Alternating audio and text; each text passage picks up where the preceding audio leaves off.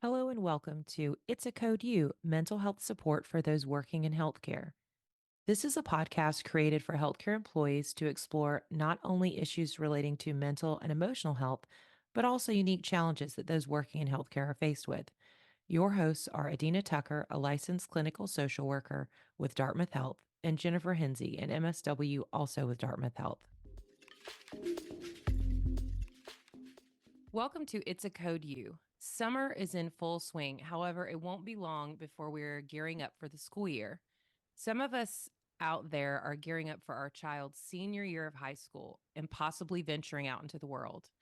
We might have some anxiety or trepidation about that, but our teens might also have some anxiety and worries about being on their own or knowing independence in a way that they haven't before. The National Center of Safe Supportive Learning Environments cites information from the Healthy Minds Survey, which is an annual survey that received responses in the 2021-2022 academic year from 96,000 U.S. students. What the survey showed is that college student mental health is worsening, with more students reporting anxiety and depression, but more students are seeking mental health support on campus. So that's a positive thing. However, it's important to note that the second leading cause of death for college students is suicide. There are things you can do to mentally prepare your teens for independence. A review of the literature coincides with that sentiment that we should prepare our teens by teaching them life skills, but also emotional skills as well. And we can start this before their senior year, but it's something that can help them to feel more confident.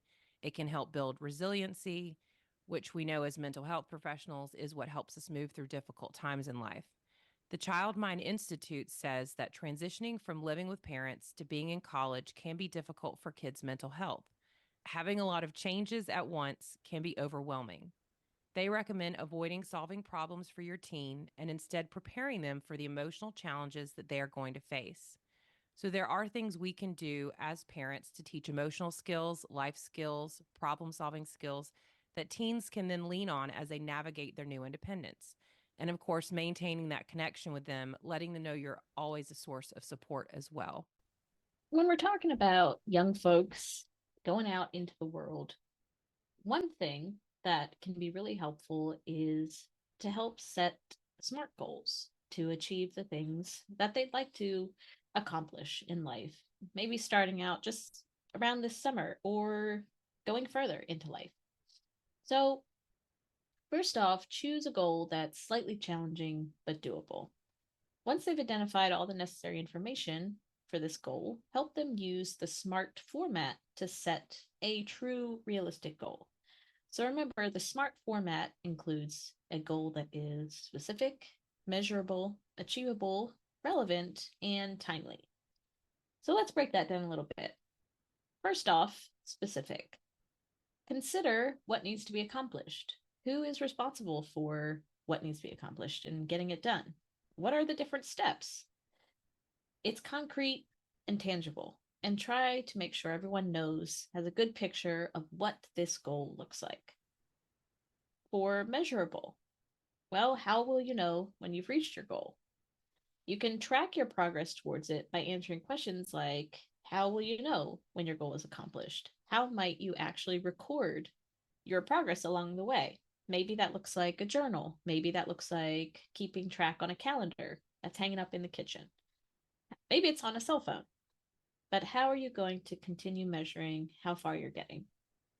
Making sure the goal is attainable. So, can it be reasonably accomplished? It's important that the goal is realistic and actually achievable.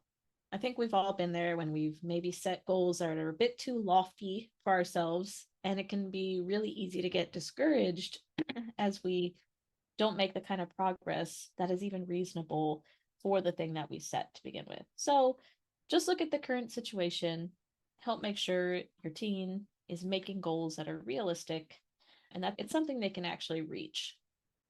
Relevant.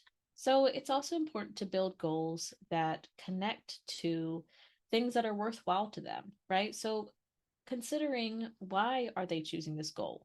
How does it fit into the larger picture of what they want for their life or their health, their future? Having them really consider, why is this goal even meaningful to me in the first place? And then finally, timely. So put reasonable time parameters around the goal and then reassess along the way. The goal, maybe it has a deadline. Maybe you outline certain milestones, a way to really put into perspective how much time is needed to achieve it. But also remember, going back to tracking that progress, making it measurable and also attainable. It can help you clue into, is the time being well spent? Is progress really being made? And is this a reasonable amount of time to dedicate towards it? I think that's really important because I think that a lot of times people get stuck when they want to change something about their life or achieve something and they just don't have any experience making goals and working towards them. So I think that's a very good skill to have because I know some adults that struggle with that and it does make things easier and it does help build confidence when you can meet those goals for yourself that you want to have. So another area that you can help your teen get ready for is around organization. And you want to keep in mind that depending on your child, neat and messy might not mean the same thing to you that it does to them.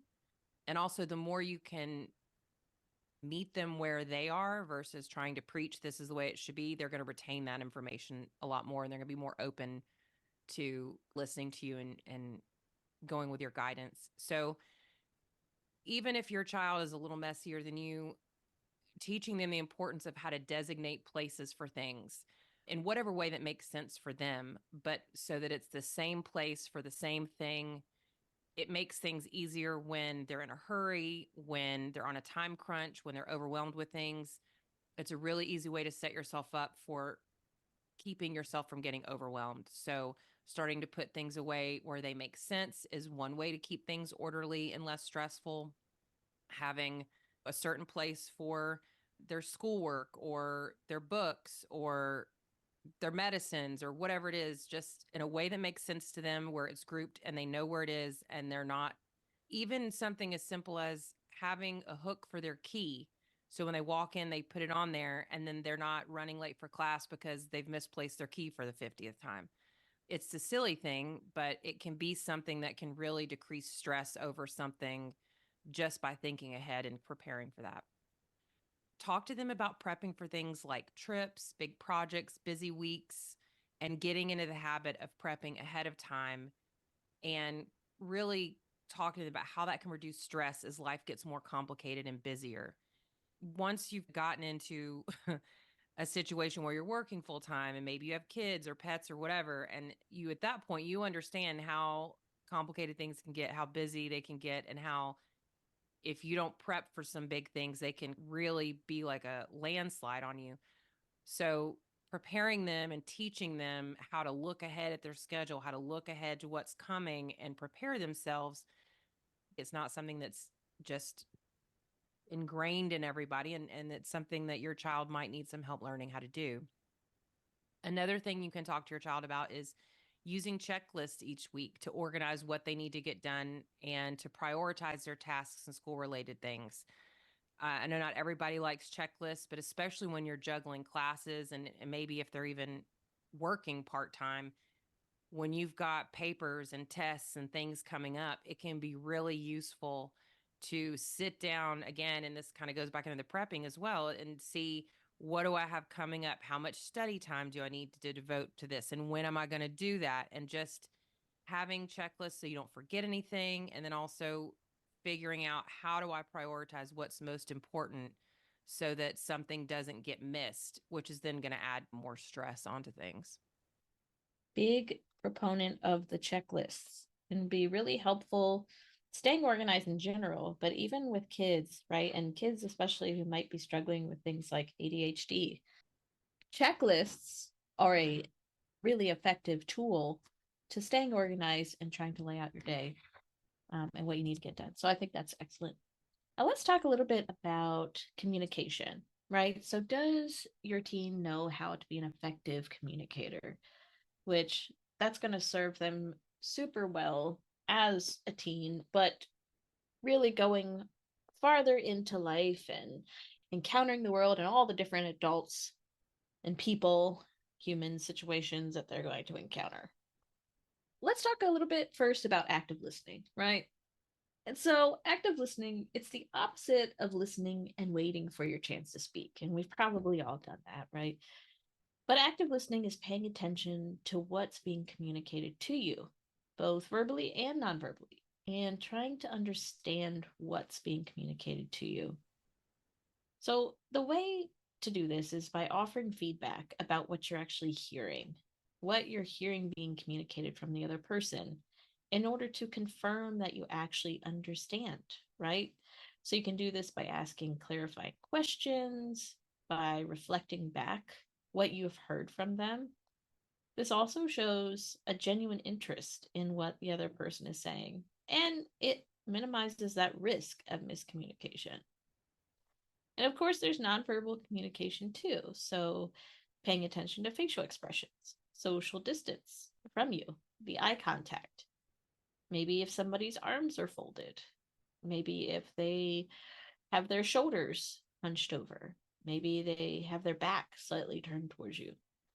These things may not be in congruence with what's being communicated verbally, which can indicate that someone's feeling uncomfortable or that what they're saying isn't actually genuine.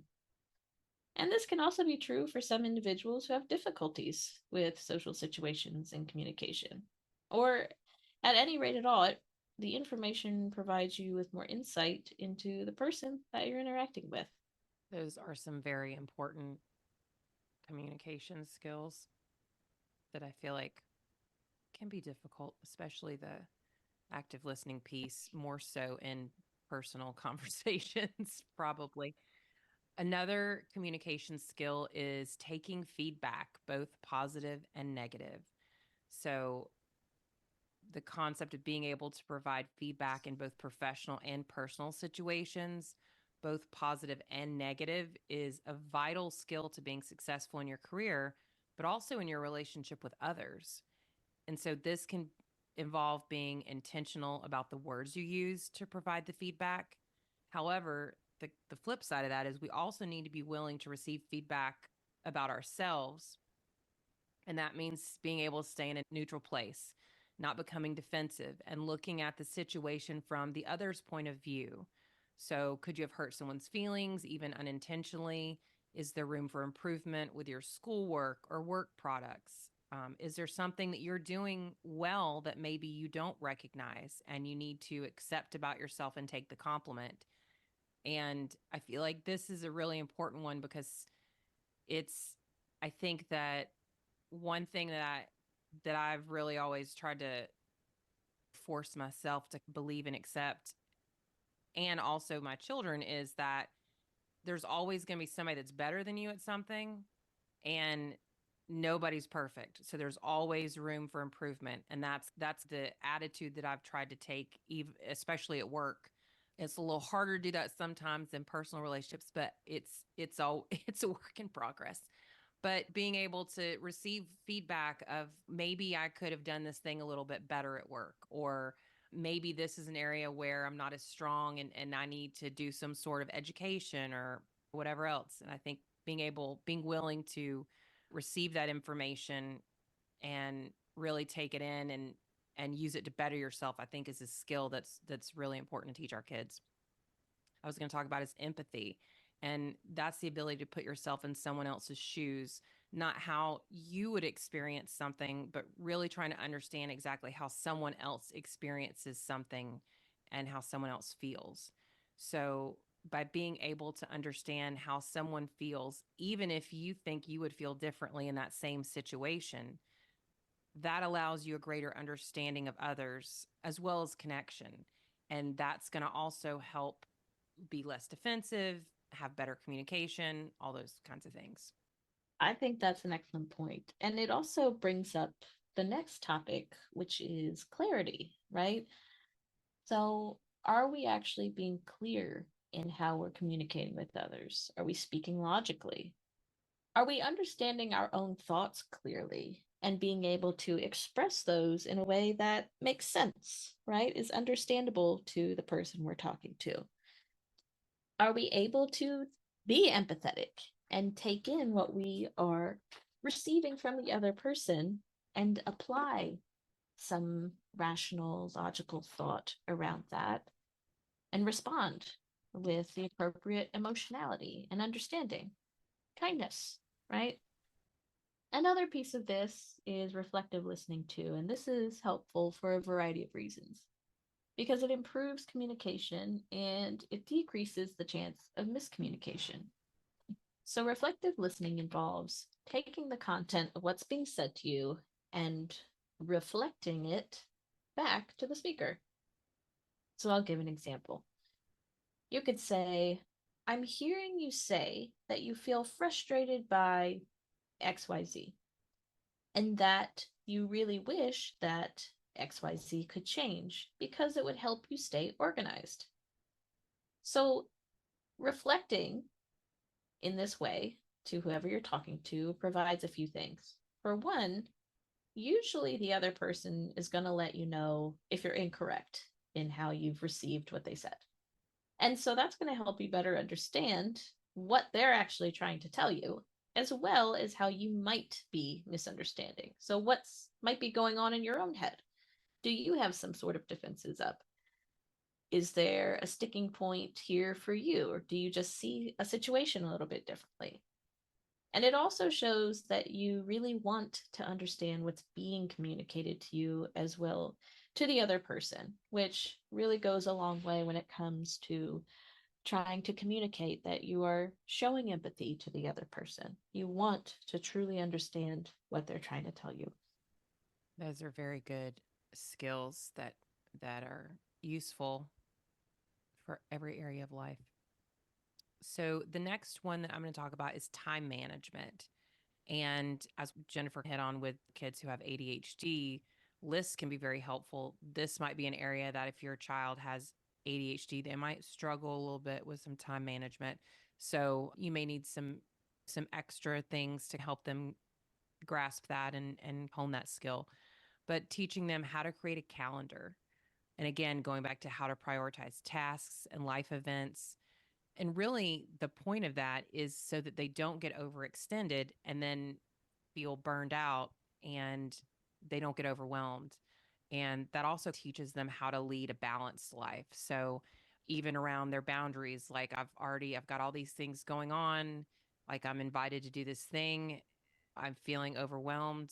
And putting that in as part of the time management is being able to set a boundary and say, I really can't do this right now and feeling okay about it. That's really, I feel like, also part of time management. Another piece would be budgeting, teaching them how to budget. And especially if they've not had to manage their own money before, this might be a big area that you want to spend some time on. How to consider all the categories of spending that they're going to have to deal with, how to factor in big events if they know they want to take a trip over spring break. Well, how much is that going to cost you? How far out do you need to start saving for that? All those kinds of things are really important, and budgeting is just one of those life skills that they're going to need forever. So it's good to start that early, especially before they're out on their own for the first time. Those are great points. And specifically on the time management one and the boundaries you brought up, I think that goes well with helping teens understand how to cope with the emotions that they feel, right? So, in setting those healthy boundaries around our time, around our health, around our relationships, a big part of that is being able to understand our own emotions and what we're feeling. And so, in teaching our teens how to do this, one of the things you can start with is helping them process and reflect on emotions as they come up for them, right? So, you could start with maybe teaching some self awareness, mindfulness skills, helping them recognize what it is they're feeling and actually communicating how those feelings are coming up, what is going on inside their body. Maybe helping them direct their attention to what their body is physically feeling when certain emotions come up.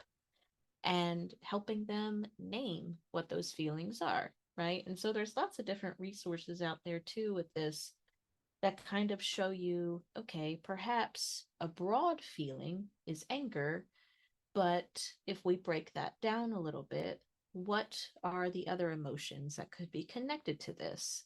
And so there's different resources that help to clarify and drill down into some of these feelings might be, and actually just even give help teens build a vocabulary around what different emotions are that they could be feeling, right? So maybe it's not just anger, maybe there's actually fear, maybe there's disappointment in there, right?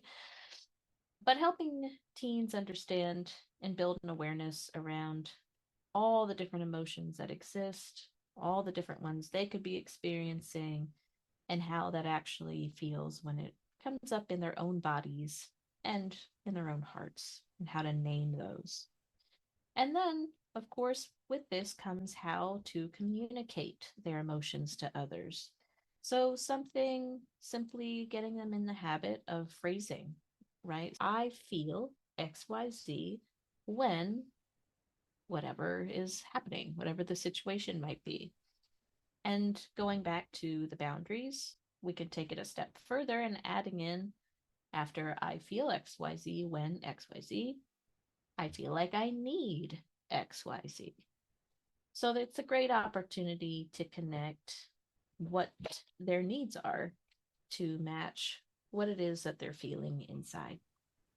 Yeah, I think those are just vital to honestly mental health because there's so many people who don't even know how to name their emotions. They're so blocked up or they've just never practiced that skill.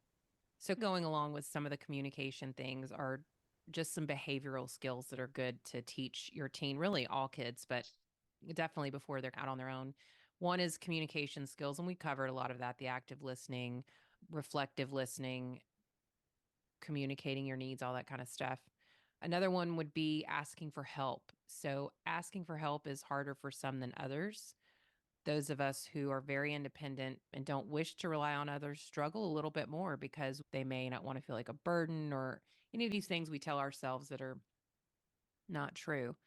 But modeling how to ask for help personally, professionally, and in school settings, and then encouraging your teen to ask for help when they need support is a skill that will help them throughout their life.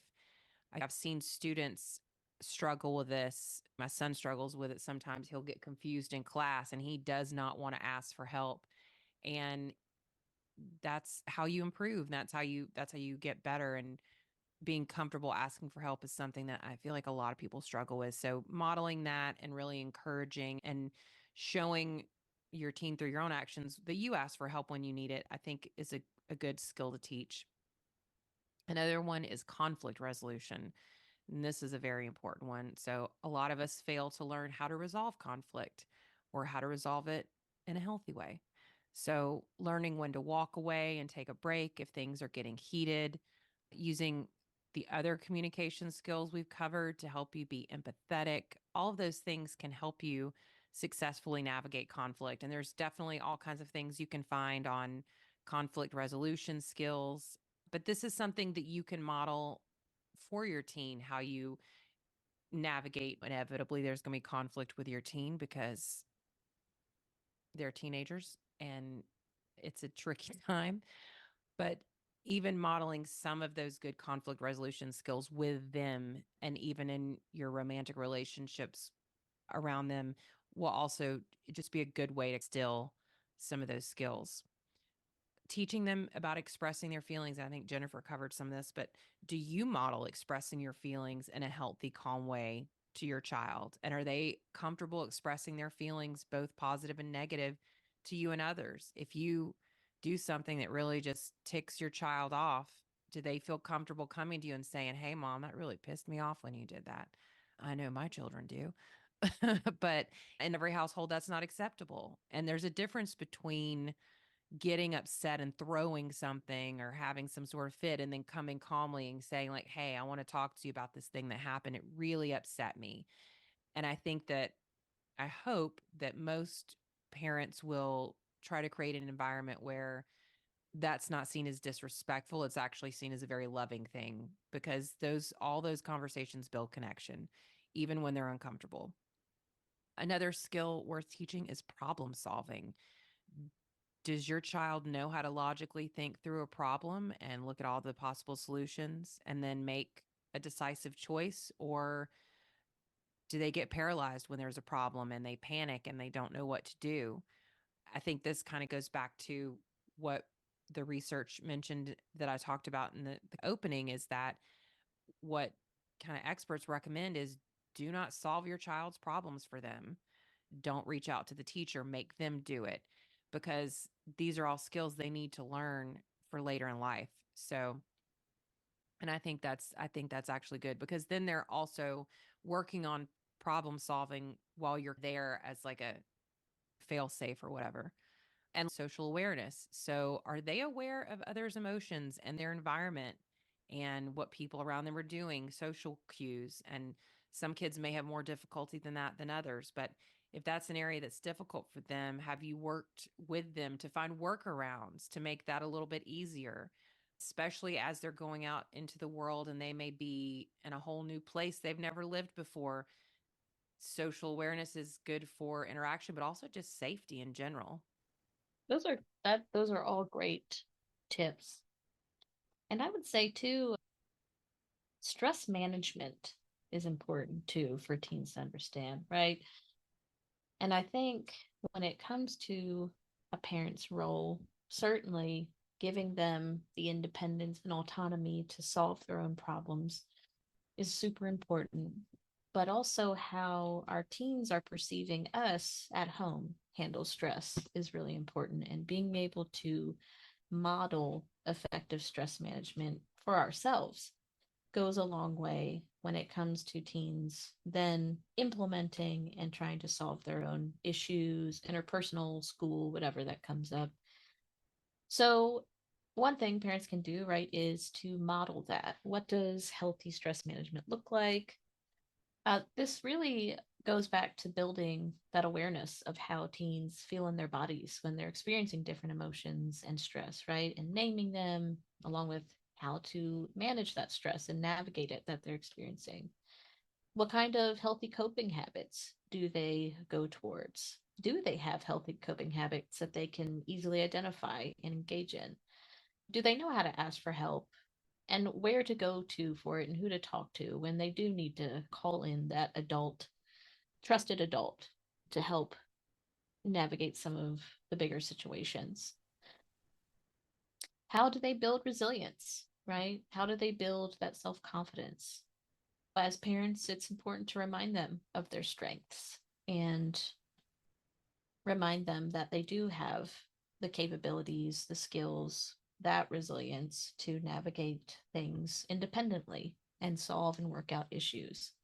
And it's okay, right, that they might not do it to a T or that everything isn't completely resolved in the end because they still have the support of the trusted adults, teachers, of the parents along the way.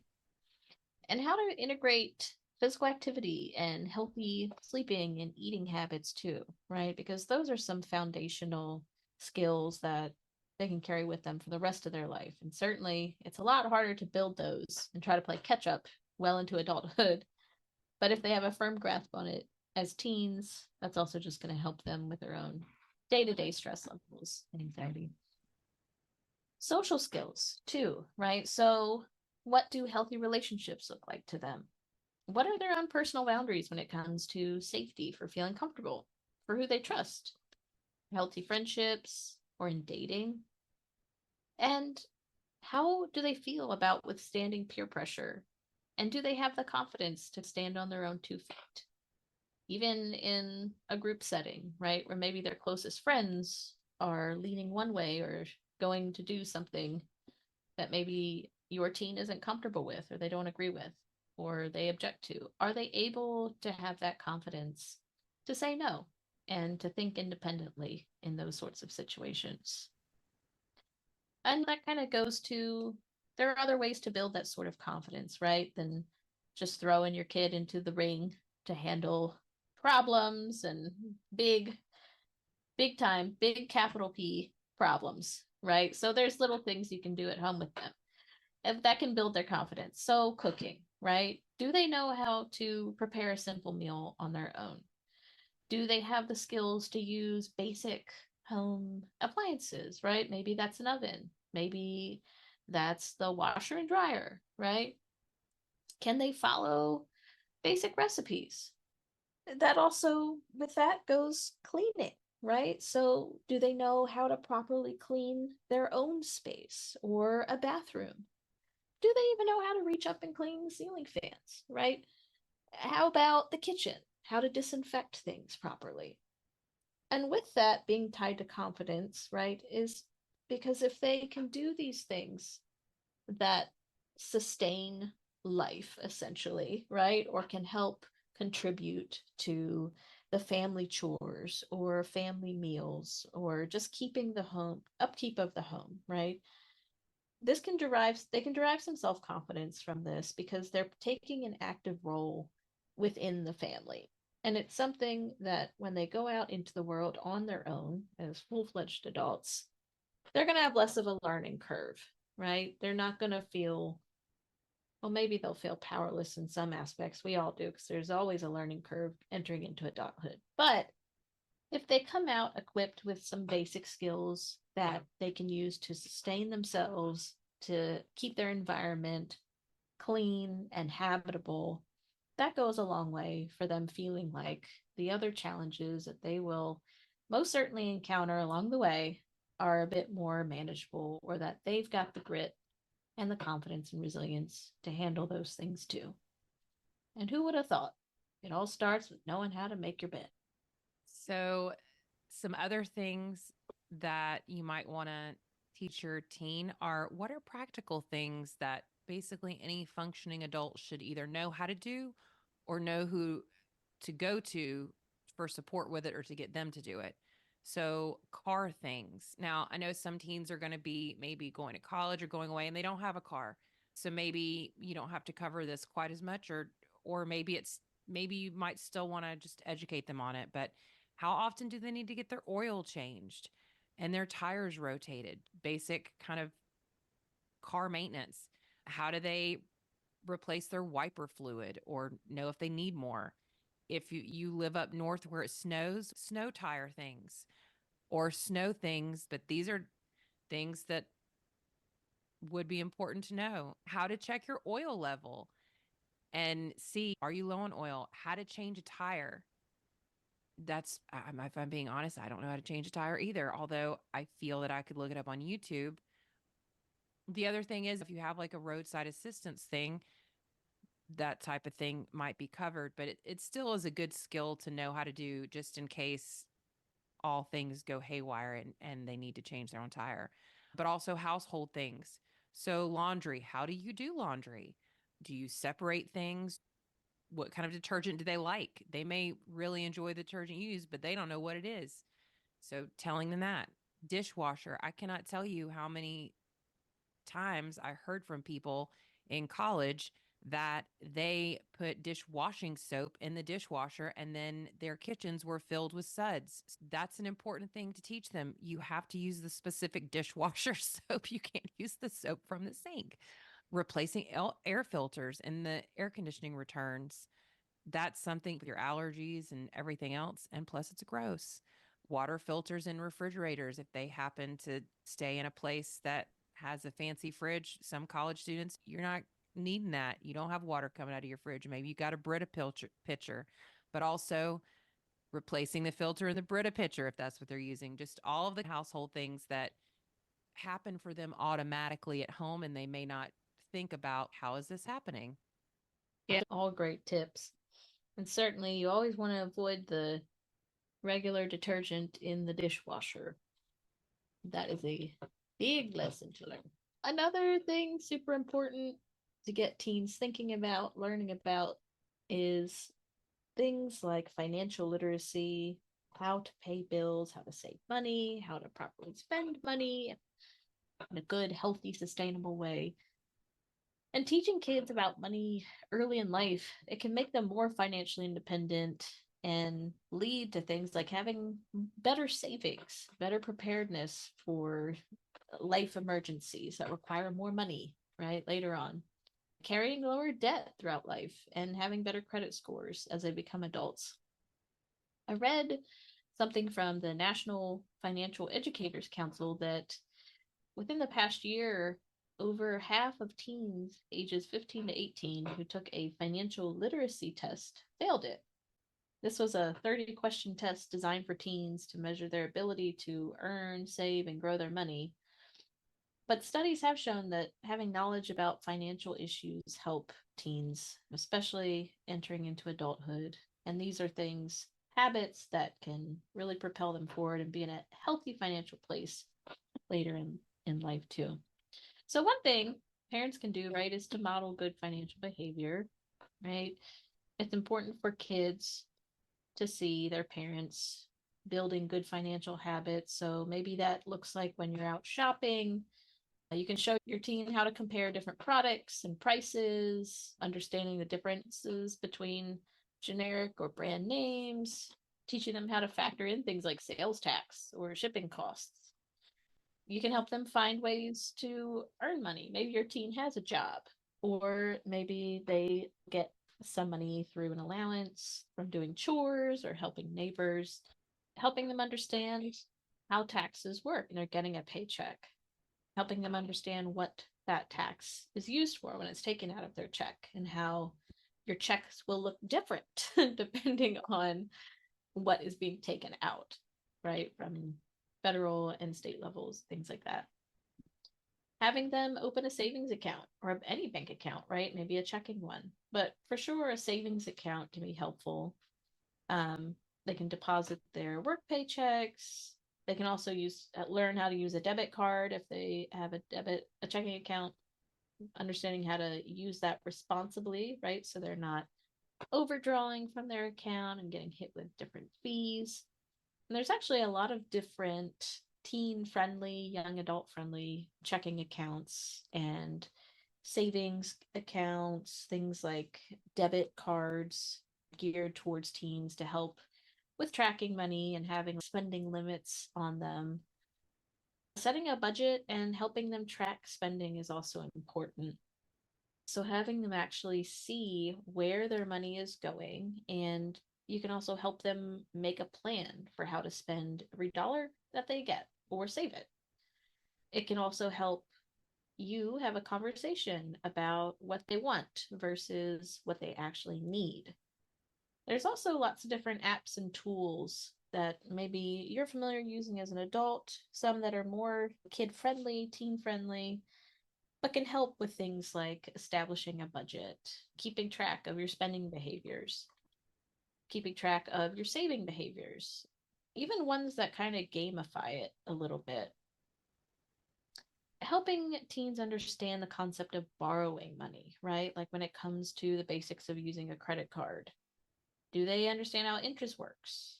Helping them understand the do's and don'ts of credit card use, right? To help them avoid accumulating lots of debt, how it might affect their credit score, things that credit cards are more helpful to be used on. So maybe they learn credit cards are not for big, fun mall spending sprees, if kids go to malls anymore. I might be dating myself a little bit, but saving them for things like maybe emergency situations or things that are absolutes, and discussing investing. And if you're a person who doesn't do a lot of investing yourself, well, there's lots of free information online, lots of even free courses offered to teens on investing to help them understand what stocks and bonds are, why those are important, helpful to have, help them track different activities. All of these things are helpful in helping kids, teens understand what to do with money first and foremost, and how to do it well, right? And I think probably a lot of us as adults really wish that this information was given to us growing up, right? It's a lot harder to come at it from learning from mistakes than just having that knowledge first rate when going into life and understanding How to set yourself up for success. So, emergency situations. So, helping your teen know how to prepare for and then navigate an emergency. So, in their new apartment or dorm, what do you do if there's a fire? Where do you go? How do you get out? Teaching them maybe to have a go bag in case they have to leave in a hurry with like an outfit or some cash, something like that. Have them assemble a first aid kit to keep in their car, and also teaching them to periodically check expiration dates of items and then replace them. That'll just, again, going back to being prepared. So, hopefully, you've got some ideas of things that maybe you've forgotten about teaching your teen, or maybe you thought of some that we didn't include. Life can be scary, and we all want our kids to feel prepared and confident about tackling whatever comes at them. We appreciate you listening. If you haven't already subscribed, please do so. If you have enjoyed this episode or other episodes, please share our podcast with a friend. If you have any feedback, questions, suggestions for episodes, please email us at dhbhs.media@hitchcock.org. We would honestly love to hear from listeners and hear ways that we can best support those who are listening and cover more topics that you'd like to hear about. If you like what we're doing and you haven't left a rating or review on the podcast platforms you listen to us on, please do that as well. Again, thank you for listening, and we will see you next time.